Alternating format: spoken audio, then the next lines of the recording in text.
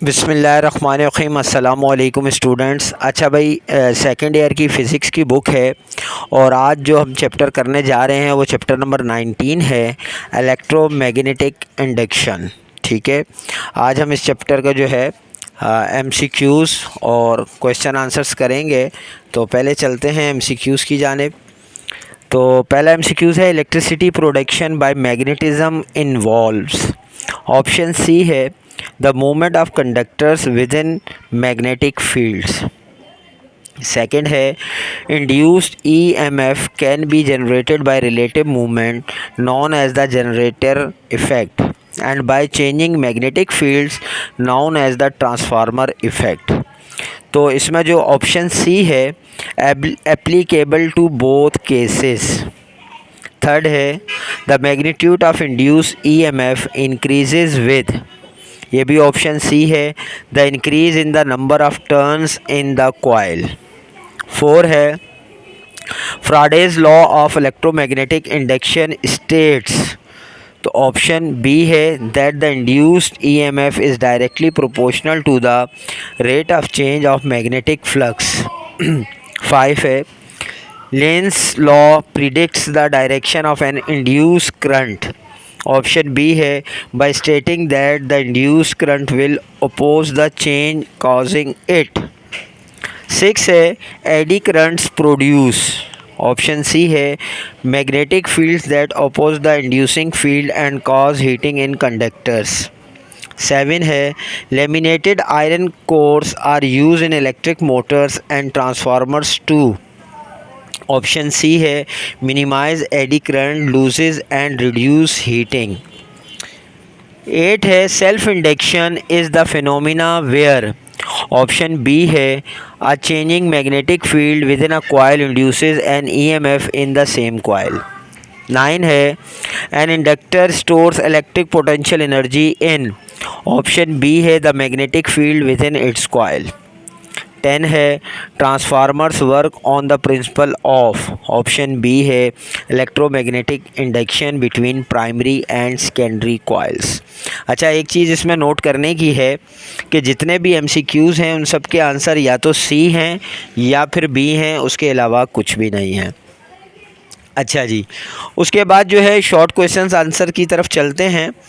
तो यहाँ पे जो है 10 शॉर्ट क्वेश्चन आंसर्स हैं, उनको देख लेते हैं। क्वेश्चन नंबर 1 है, explain Faraday's law of electromagnetic induction. ठीक है, Faraday's law of electromagnetic induction is a fundamental principle in electromagnetism that describe the relationship between a changing magnetic field and the induce electromotive force और voltage in a close circuit. It can be stated as follows, the electromotive force induce in a close circuit is directly proportional to the rate of change of magnetic flux passing through the circuit. Mathematically Faraday's law आपको दिया हुआ है कि इसकी expression क्या है, where represent the induce electromotive force EMF और बकाया V है। सेकंड है, state Lenz law and discuss its significance in the context of electromagnetic induction. तो Lenz law and its significance, Lenz law states that the direction of the induce EMF is such that it opposes the change in magnetic flux that produce it. This law is significant because it conserve energy by ensuring that the induced current does not add it to changing magnetic flux. उसके बाद question 3 है, how does a step up transformer differ from a step down transformer. तो step down transformer जो है, step up transformer increases the voltage from the primary coil to the secondary coil. Step up transformer has more turns in the secondary coil, जबकि down transformer while a step down transformer decrease the voltage और step down transformer has more turns in the primary coil, वहाँ जो है वो secondary coils था। तो ये इसके दो डिफरेंस मैंने जो है इसमें बता दिए हैं। उसके बाद जो है नेक्स्ट क्वेश्चन नंबर 4 है। क्वेश्चन नंबर 4 में describe the principle of operation of an AC generator. तो हेडिंग है ये, an AC generator works on the principle of electromagnetic induction when a coil rotates in a magnetic field the changing flux induces an alternating current यानी AC in the coil. ठीक है। अच्छा, ये चूँकि short question है तो answer हैं, तो इसलिए ज़ाहिर है इसके आंसर मैंने शॉर्ट ही बनाए हैं। 5 है, define self induction and explain how it occurs in a coil.